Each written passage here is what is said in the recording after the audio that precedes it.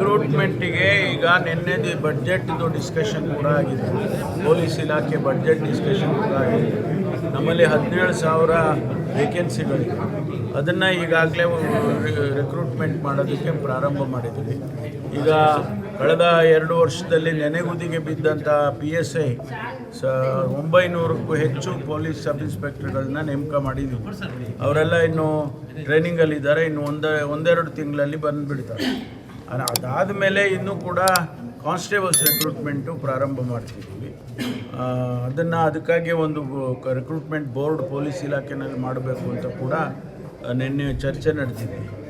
ಅದು ಒಂದು ವೇಳೆ ಅದಾಯಿತು ಅಂತಂದರೆ ಬೇಗ ಮಾಡಿ. ಸರ್, ಈಗ DCR ಇಲ್ಲಿನ ಹಿರಿಯ ಅಧಿಕಾರಿಗಳಿಗೆ ಏನು ದೂರು ಕೊಡೋಕ್ಕಲ್ಲ, ಅಲ್ಲ, ಎಲ್ಲೇ ಕೊಟ್ಟರು DCRIಗೆ ಟ್ರಾನ್ಸ್ಫರ್ ಆಗುತ್ತೆ. ನೋಡಿ, ನಮ್ಮಲ್ಲಿರ್ತಕ್ಕಂಥ 1000ಕ್ಕೂ ಹೆಚ್ಚು ಪೊಲೀಸ್ ಸ್ಟೇಷನ್ನಲ್ಲಿ ಇದಕ್ಕೆ ಸಂಬಂಧಪಟ್ಟಾಗೆ SC STಗಳಿಗೆ ಸಂಬಂಧಪಟ್ಟಾಗೆ ಎಲ್ಲಿ ಬೇಕಾದರೂ ಕೊಡ್ಬೋದು.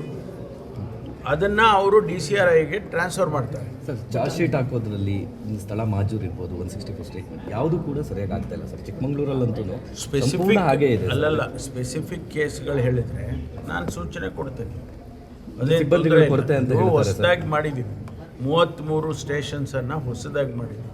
ಅಲ್ಲಿನ್ನೂ ಕೂಡ ನೀವೇ ಹೇಳ್ದಂಗೆ ಸಿಬ್ಬಂದಿಗಳನ್ನ ನೇಮಕ ಮಾಡಬೇಕು. ರಿಕ್ರೂಟ್ಮೆಂಟ್ ಆದಮೇಲೆ ಅಲ್ಲಿಗೆ ಮಾಡ್ತೀವಿ. ಅಲ್ಲಿವರೆಗೂ ಸ್ವಲ್ಪ ಟೀಚಿಂಗ್ ಪ್ರಾಬ್ಲಮ್ ಇರುತ್ತಲ್ವಾ, ಮಿಕ್ಕಿದೆಲ್ಲ ಸರಿ ಆಗುತ್ತೆ.